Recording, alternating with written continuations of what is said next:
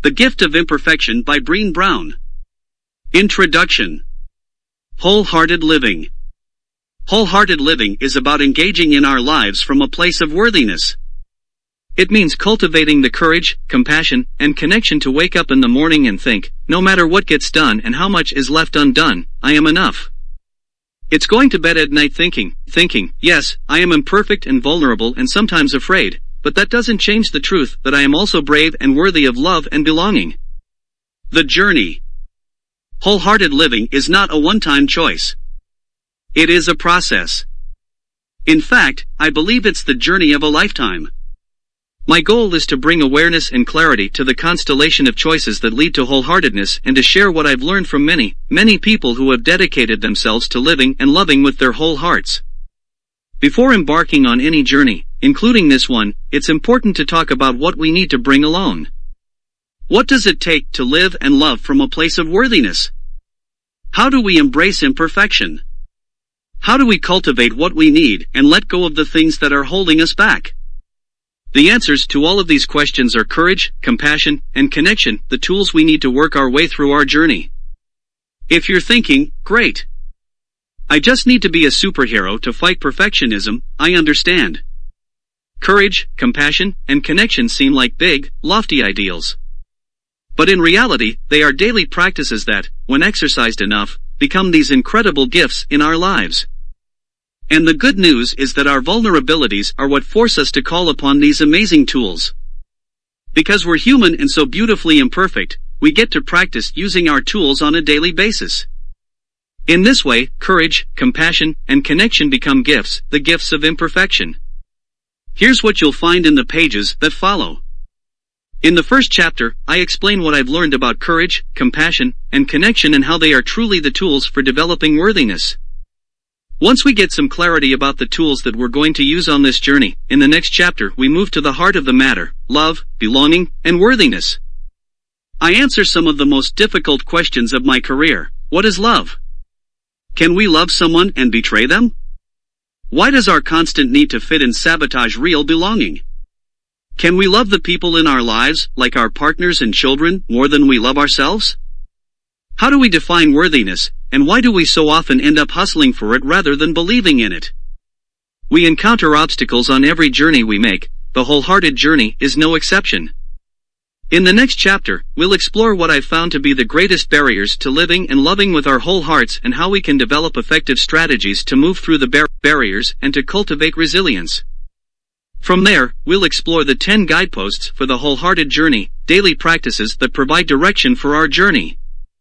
There's one chapter for each guidepost, and each chapter is illustrated with stories, definitions, quotes, and ideas for making deliberate and inspired choices about the way we live and love. Defining moments.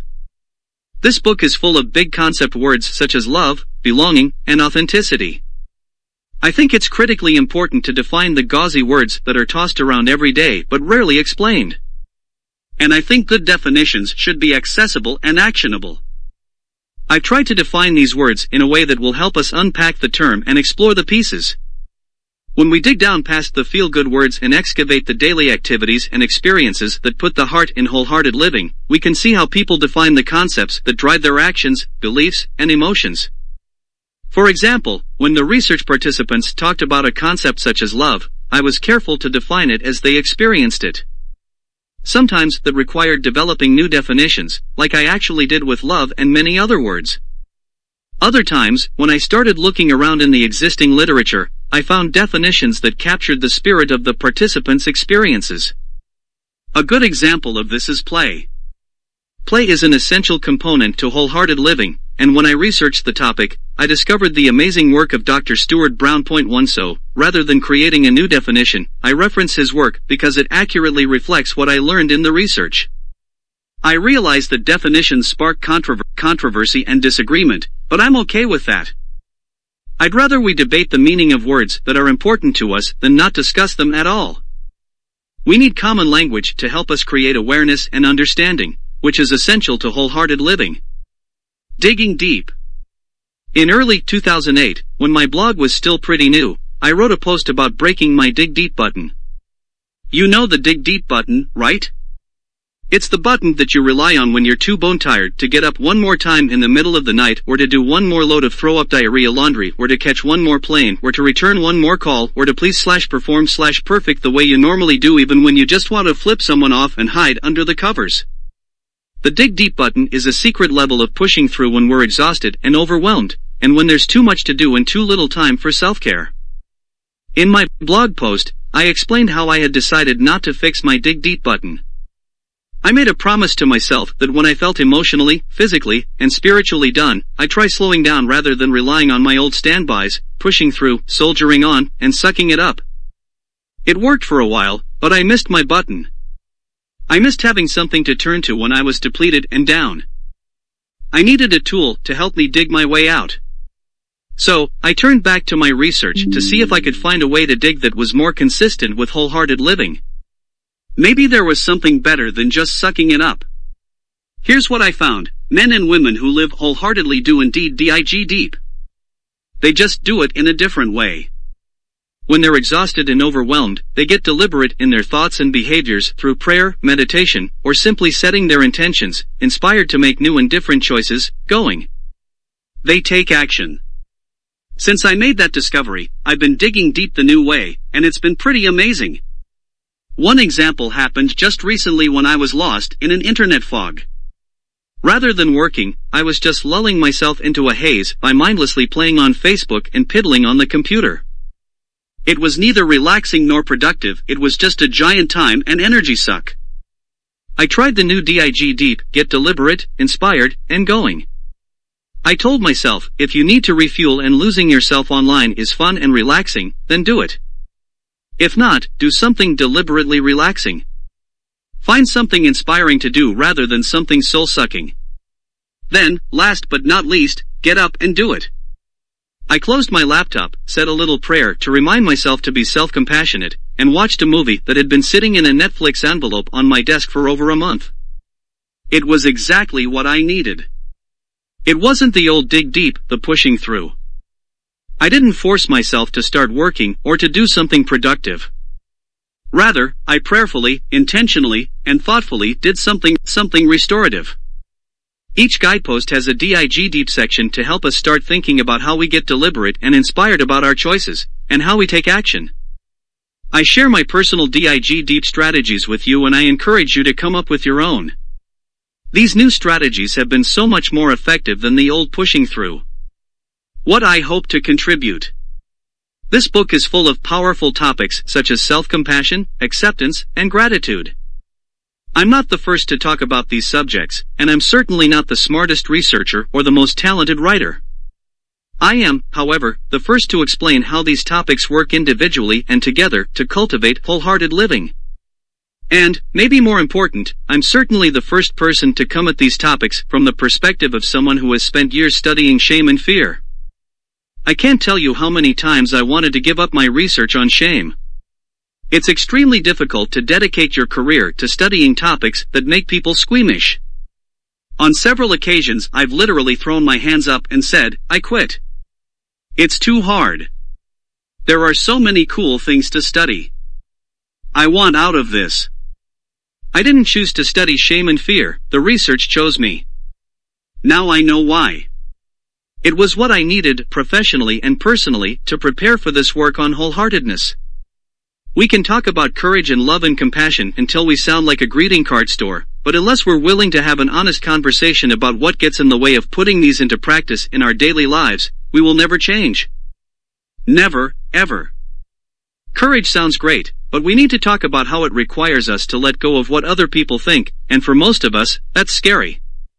Compassion is something we all want, but are we willing to look at why boundary setting and saying no is a critical component of compassion? Are we willing to say no, even if we're disappointing someone? Belonging is an essential component of wholehearted living, but first we have to cultivate self-acceptance. Why is this such a struggle? Before I start writing, I always ask myself, why is this book worth writing? What's the contribution that I'm hoping to make?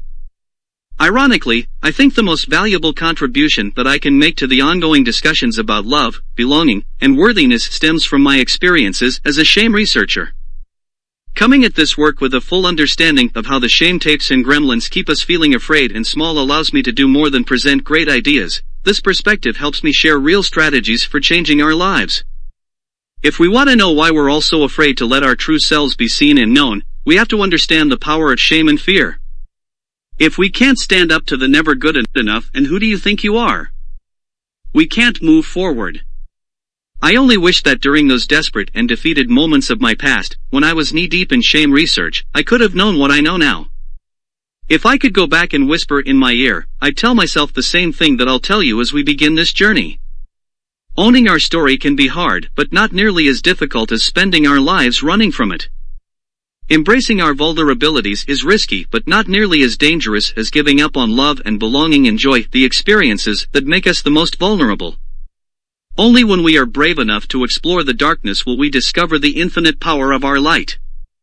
Courage, compassion, and connection, the gifts of imperfection. Practicing courage, compassion, and connection in our daily lives is how we cultivate worthiness. The key word is practice. Mary Daly, a theologian, writes, "Courage is like, it's a habitus, a habit, a virtue, you get it by courageous acts. It's like you learn to swim by swimming. You learn courage by couraging." The same is true for compassion and connection. We invite compassion into our lives when we act compassionately toward ourselves and others, and we feel connected in our lives when we reach out and connect. Before I define these concepts and talk about how they work, I want to show you how they work together in real life as practices. This is a personal story about the courage to reach out, the compassion that comes from saying, "I've been there," and the connections that fuel our worthiness. The gun for hire shame storm. Not too long ago, the principal of a large public elementary school and the president of the school's parent-teacher organization, PTO, invited me to speak to a group of parents about the relationship between resilience and boundaries. I was in the process of collecting data about wholehearted parenting and schools at the time, so I was excited about the opportunity. I had no idea what I was getting myself into. The second I walked into the school auditorium, I felt this really strange vibe from the parents in the audience. They almost seemed agitated. I asked the principal about it, and she just shrugged her shoulders and walked away. The PTO president didn't have much to say about it either. I chalked it up to my nerves and tried to let it go. I was sitting in the front row when the principal introduced me. This is always a very awkward experience for me. Someone is running through a list of my accomplishments while I'm secretly trying to stave off vomiting and talking myself out of running. Well, this introduction was beyond anything I had ever experienced. The principal was saying things like, "You might not like what you're going to hear tonight, but we need to listen for the sake of our children. Dr. Brown is here to transform our school and our lives. She's going to set us straight whether we like it or not." She was talking in this loud, aggressive voice that made her seem downright pissed off. I felt like I was being introduced for WWE WrestleMania. All we needed were the jock jams and a few strobe lights. In hindsight, I should have walked up to the podium and said, "I'm feeling very uncomfortable. I'm excited to be here, but I'm certainly not here to set anyone straight. I also don't want you to think that I'm trying to transform your school in an hour. What's going on?" But I didn't. I just started talking in my vulnerable "I'm a researcher but I'm also a struggling parent" way. Well, the die had been cast. These parents were not receptive. Instead, I felt row after row of people glaring at me. One man, who was sitting right up front, had his arms folded across his chest and his teeth clenched so tightly that the veins in his neck were popping out. Every 3 or 4 minutes he'd shift in his seat, roll his eyes, and sigh louder than I've ever heard anyone sigh. It was so loud that I'm barely comfortable calling it a sigh. It was more like a humph. It was so bad that the people next to him were visibly mortified by his behavior. They were still inexplicably unhappy with me, but he was making the entire evening unbearable for all of us. As an experienced teacher and group leader, I know how to handle these situations and am normally comfortable doing so. When someone is being disruptive, you really only have 2 choices: ignore him or take a break so that you can privately confront him about his inappropriate behavior. I was so knocked off my game by this weird experience that I did the very worst thing possible. I tried to impress him. I started talking louder and getting really animated. I quoted scary research statistics that would freak out any parent. I served up my authenticity for a big ol' helping of you better listen to me or your kids are going to drop out of 3rd grade and take up hitchhiking, drugs, and running with scissors. Nothing. Nada. I didn't get a head nod or a slight grin or anything. I just managed to freak out the other 250 already pissy parents. It was a disaster. Trying to co-opt or win over someone like that guy is always a mistake, because it means trading in your authenticity for approval. You stop believing in your worthiness and start hustling for it. And, oh man, was I hustling. The second the talk ended, I grabbed my stuff and walked to my car. As I was pulling out of the parking lot, my face was growing hotter. I felt small and my heart was racing. I tried to push back the instant replay of me acting crazy, but I couldn't stop thinking about it. The shame storm was brewing. When the shame winds are whipping all around me, it's almost impossible to hold on to any perspective or to recall anything good about myself. I went right into the bad self-talk of God, I'm such an idiot. Why did I do that? The greatest gift of having done this work, the research and the personal work, is that I can recognize shame when it's happening. First, I know my physical symptoms of shame, the dry mouth, time slowing down, tunnel vision, hot face, racing heart. I know that playing the painful slow motion reel over and over in my head is a warning sign. I also note that the very best thing to do when this is happening feels totally counterintuitive, practice courage and reach out. We have to own our story and share it with someone who has earned the right to hear it, someone whom we can count on to respond with compassion. We need courage, compassion, and connection. ASAP. Shame hates it when we reach out and tell our story. It hates having words wrapped around it, it can't survive being shared. Shame loves secrecy. The most dangerous thing to do after a shaming experience is hide or bury our story. When we bury our story, the shame metastasizes. I remember saying out loud, I need to talk to someone right now. Be brave, Brene. But here's the tricky part about compassion and connecting, we can't call just anyone. It's not that simple. I have a lot of good friends, but there are only a handful of people whom I can count on to practice compassion when I'm in the dark shame place. If we share our shame story with the wrong person, they can easily become one more piece of flying debris in an already dangerous storm.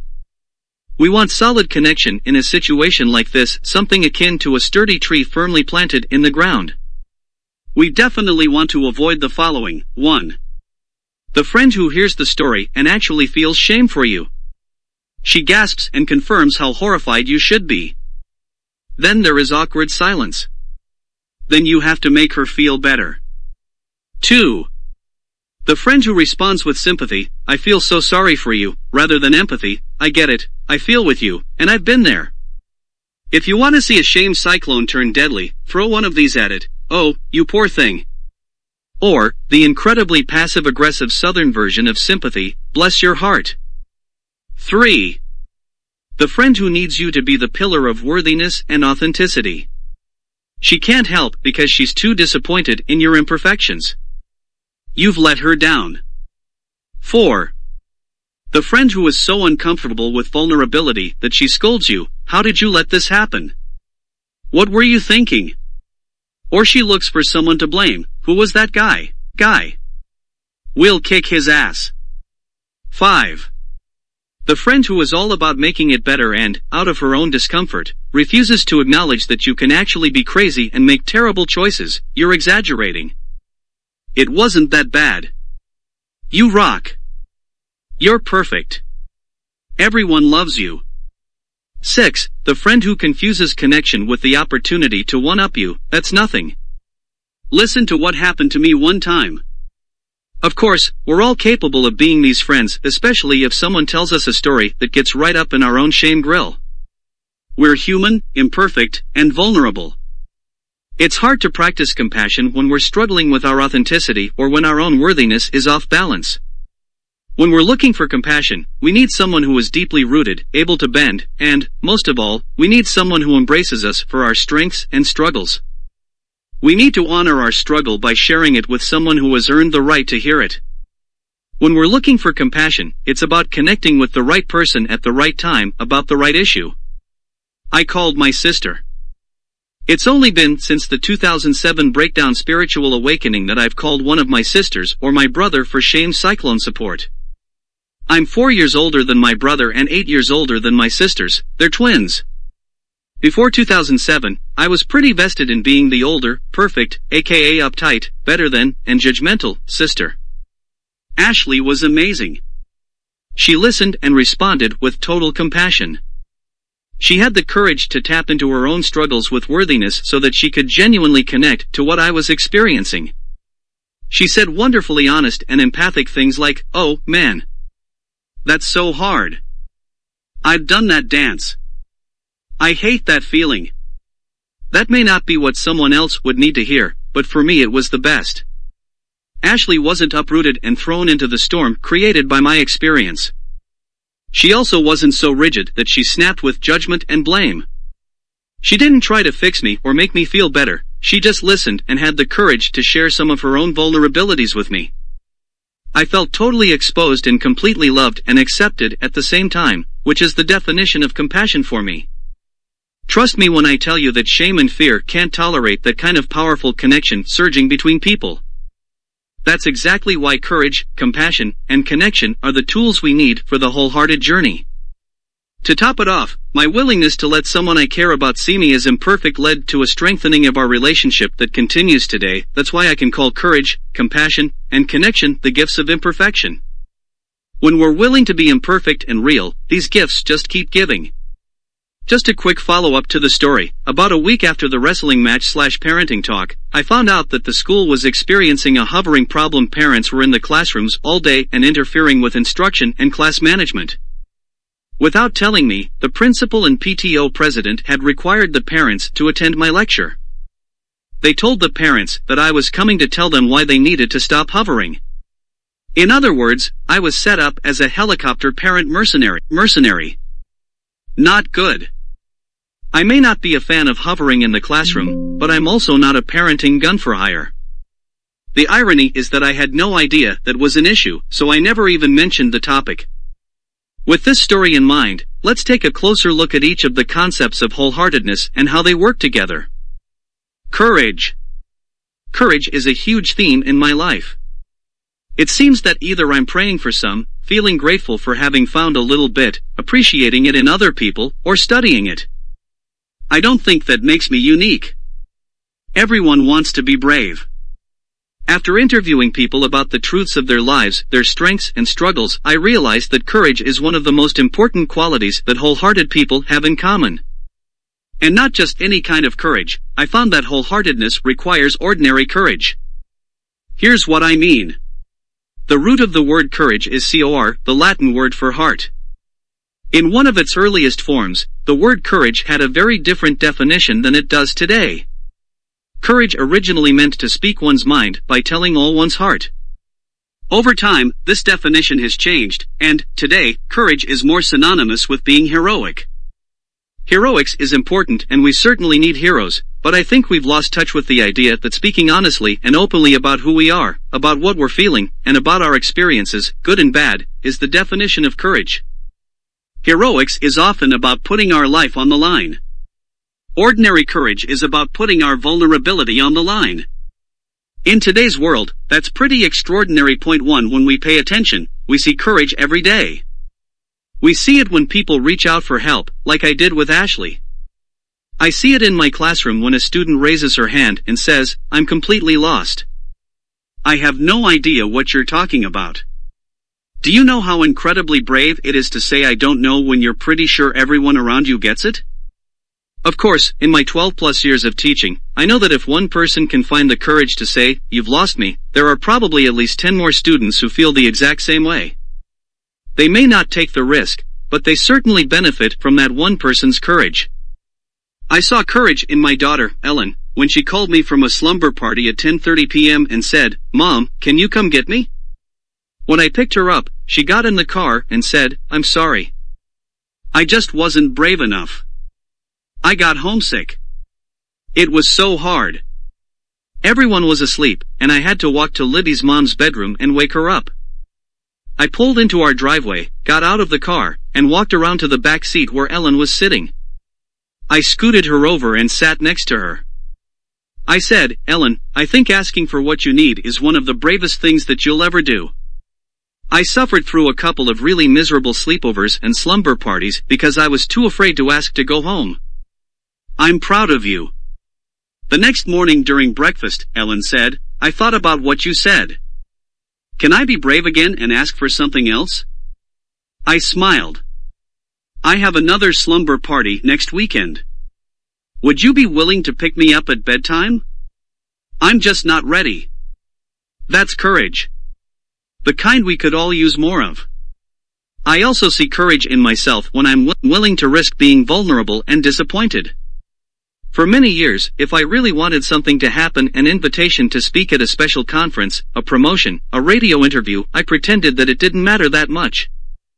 If a friend or colleague would ask, "Are you excited about that television interview?" I'd shrug it off and say, "I'm not sure. It's not that big of a deal." Of course, in reality, I was praying that it would happen.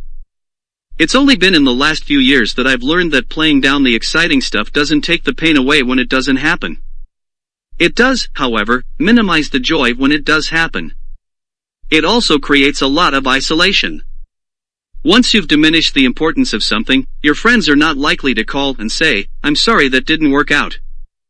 I know you were excited about it." Now when someone asks me about a potential opportunity that I'm excited about, I'm more likely to practice courage and say, "I'm so excited about the possibility. I'm trying to stay realistic, but I really hope it happens." When things haven't panned out, it's been comforting to be able to call a supportive friend and say, "Remember that event I told you about? It's not going to happen, and I'm so bummed." I recently saw another example of ordinary courage at my son Charlie's preschool. Parents were invited to attend a holiday music presentation put on by the kids. You know the scene, 25 children singing with 50-plus parents, grandparents, and siblings in the audience wielding 39 video cameras. The parents were holding up cameras in the air and randomly snapping pictures while they scrambled to make sure that their kids knew they were there and on time. In addition to all the commotion in the audience, one 3-year-old girl, who was new to the class, cried her way through the entire performance because she couldn't see her mom from the makeshift stage. As it turns out, her mother was stuck in traffic and missed the performance. By the time her mother arrived, I was kneeling by the classroom door telling Charlie goodbye. From my low vantage point, I watched the girl's mother burst through the door and immediately start scanning the room to find her daughter. Just as I was getting ready to stand up and point her toward the back of the classroom where a teacher was holding her daughter, another mother walked by us, looked straight at this stressed mom, shook her head, and rolled her eyes. I stood up, took a deep breath, and tried to reason with the part of me that wanted to chase after the better-than-you eye-rolling mom and kick her perfectly punctual ass. Just then 2 more moms walked up to this now tearful mother and smiled. One of the mothers put her hand on top of the woman's shoulder and said, "We've all been there. I missed the last one. I wasn't just late. I completely forgot." I watched as the woman's face softened, and she wiped away a tear. The second woman looked at her and said, "My son was the only one who wasn't wearing pajamas on PJ Day. He still tells me it was the most rotten day ever. It will be okay. We're all in the same boat." By the time this mother made it to the back of the room where the teacher was still comforting her daughter, she looked calm. Something that I'm sure came in handy when her daughter lunged for her from about 6 feet away. The moms who stopped and shared their stories of imperfection and vulnerability were practicing courage. They took the time to stop and say, "Here's my story. You're not alone." They didn't have to stop and share. They could have easily joined the perfect parent parade and marched right by her. As these stories illustrate, courage has a ripple effect. Every time we choose courage, we make everyone around us a little better and the world a little braver. And our world could stand to be a little kinder and braver. Compassion. To prepare for writing my book on shame, I read everything I could find on compassion. I ultimately found a powerful fit between the stories I heard in the interviews and the work of American Buddhist nun Pema Chodron. In her book The Places That Scare You, Chodron writes, "When we practice generating compassion, we can expect to experience the fear of our pain. Compassion practice is daring. It involves learning to relax and allow ourselves to move gently toward what scares us. 2. What I love about Kodrin's definition is her honesty about the vulnerability of practicing compassion.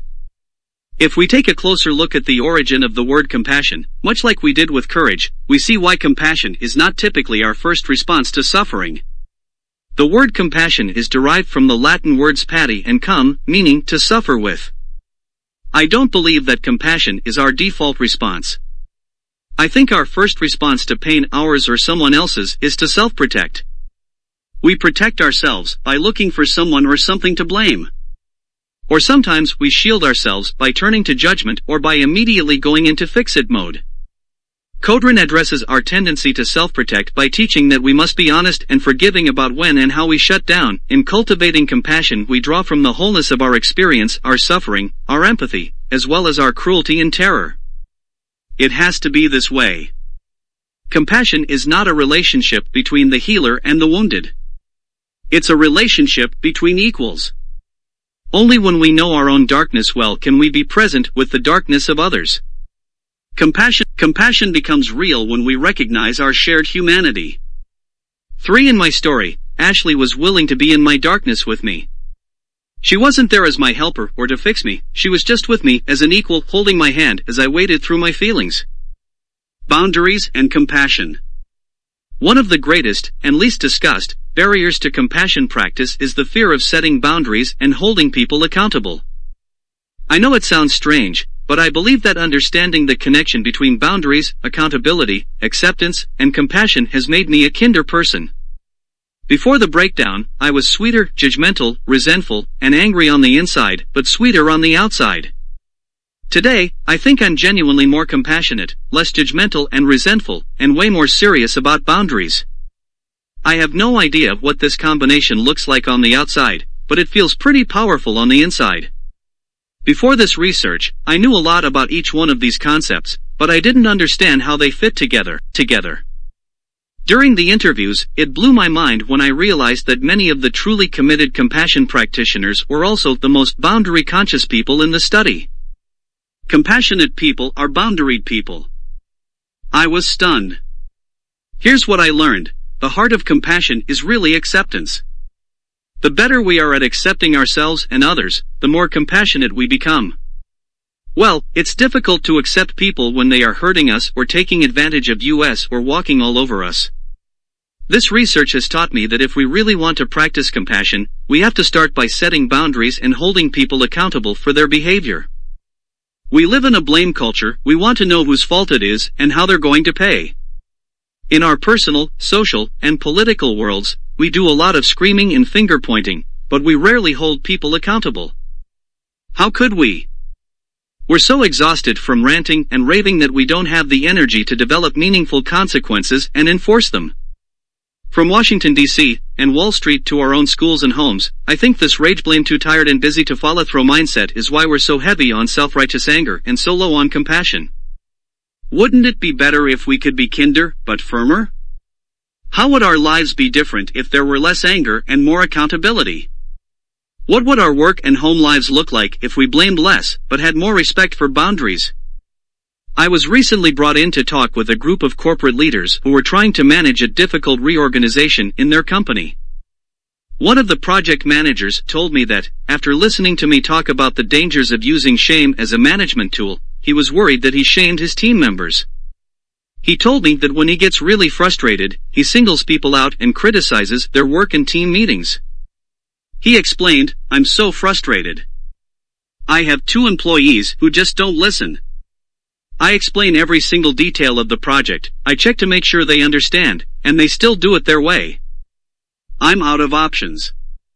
I feel backed into a corner and angry, so I take them down in front of their colleagues." When I asked him how he was holding these 2 employees accountable for not following the project protocol, he replied, "What do you mean by accountable?" I explained, "After you check with them to make sure they understand your expectations and the objectives, how do you explain the consequences of not following the plan or not meeting the objectives?"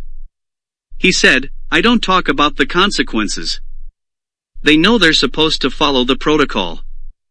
I gave him an example. "Okay. What would happen if you told them that you were going to write them up or give them an official warning the next time they violated protocol and that if it continues, they're going to lose their jobs? He shook his head and said, "Oh, no. That's pretty serious. I'd have to get the human resources people involved. That becomes a big hassle. Setting boundaries and holding people accountable is a lot more work than shaming and blaming. But it's also much more effective. Shaming and blaming without accountability is toxic to couples, families, organizations, and communities. First, when we shame and blame, it moves the focus from the original behavior in question to our own behavior. By the time this boss is finished shaming and humiliating his employees in front of their colleagues, the only behavior in question is his. Additionally, if we don't follow through with appropriate consequences, people learn to dismiss our requests even if they sound like threats or ultimatums. If we ask our kids to keep their clothes off the floor and they know that the only consequence of not doing it is a few minutes of yelling, it's fair for them to believe that it's really not that important to us. It's hard for us to understand that we can be compassionate and accepting while we hold people accountable for their behaviors. We can, and, in fact, it's the best way to do it. We can confront someone about their behavior, or fire someone, or fail a student, or discipline a child without berating them or putting them down. The key is to separate people from their behaviors, to address what they're doing, not who they are. I'll talk more about this in the next chapter. It's also important that we can lean into the discomfort that comes with straddling compassion and boundaries. We have to stay away from convincing ourselves that we hate someone or that they deserve to feel bad so that we can feel better about holding them accountable. That's where we get into trouble. When we talk ourselves into disliking someone so we're more comfortable holding them accountable, we're priming ourselves for the shame and blame game. When we fail to set boundaries and hold people accountable, we feel used and mistreated. This is why we sometimes attack who they are, which is far more hurtful than addressing a behavior or a choice. For our own sake, we need to understand that it's dangerous to our relationships and our well-being to get mired in shame and blame, or to be full of self-righteous anger. It's also impossible to practice compassion from a place of resentment. If we're going to practice acceptance and compassion, we need boundaries and accountability. Connection.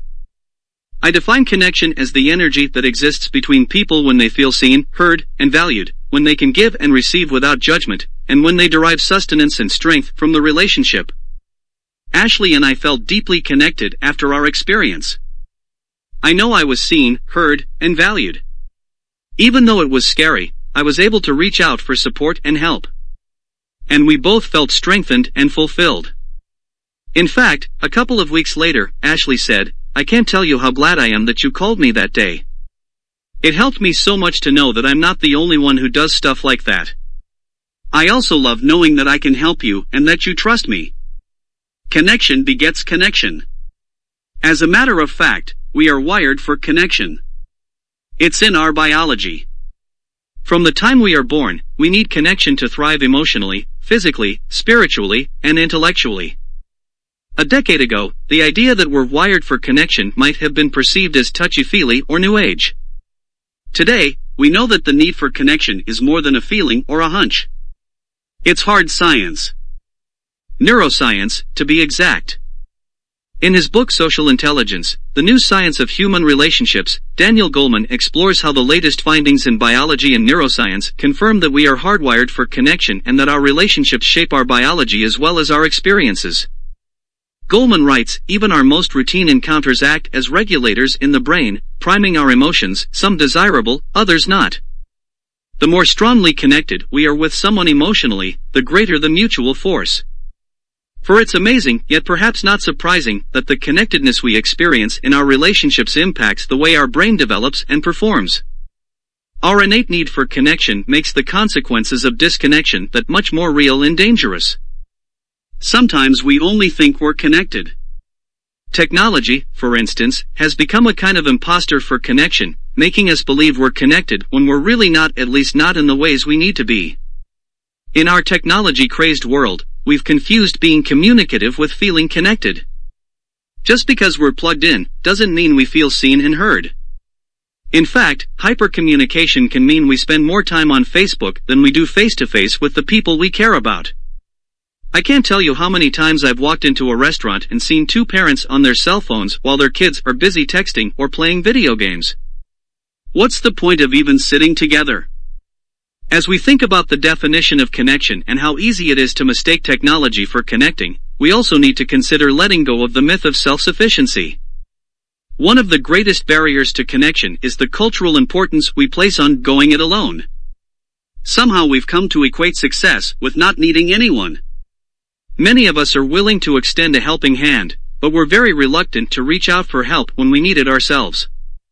It's as if we've divided the world into those who offer help and those who need help. The truth is that we are both.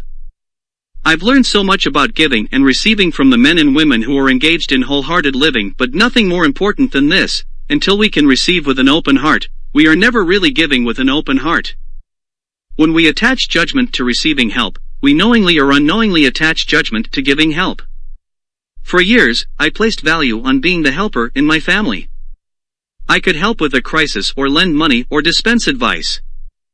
I was always happy to help others, but I would have never called my siblings to ask them for help, especially for support during a shamestorm. At the time, I would have vehemently denied attaching judgment to my generous giving. But now, I understand how I derived self-worth from never needing help and always offering it. During the breakdown, I needed help. I needed support and hand-holding and advice. Thank God. Turning to my younger brother and sisters completely shifted our family dynamics. I gained permission to fall apart and be imperfect, and they could share their strength and incredible wisdom with me. If connection is the energy that surges between people, we have to remember that those surges must travel in both directions. The wholehearted journey is not the path of least resistance. It's a path of consciousness and choice. And, to be honest, it's a little counterculture. The willingness to tell our stories, feel the pain of others, and stay genuinely connected in this disconnected world is not something we can do half-heartedly. To practice courage, compassion, and connection is to look at life and the people around us and say, I'm all in.